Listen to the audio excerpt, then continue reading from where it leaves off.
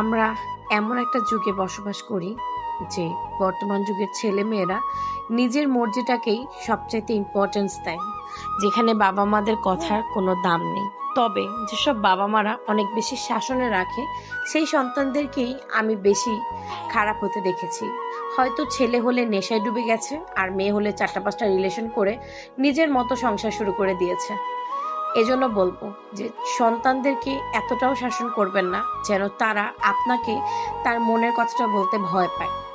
এমন একটু স্বাধীনতা দিন যেন সন্তান নির্দ্বিধায় আপনাকে বন্ধু ভেবে তার মনের সব কথা শেয়ার করে ফেলে। যখন সন্তান ভাববে যে না, আমার মা বা আমার বাবা আমার মনের কথাগুলো শুনবে, বুঝবে, তখন কিন্তু সে ভুল পথে পা বেড়ানোর আগে অবশ্যই আপনাকে জানাবে। তখন আপনি আপনার সন্তানকে বুঝিয়ে শুনিয়ে সাবধান করতে পারবেন।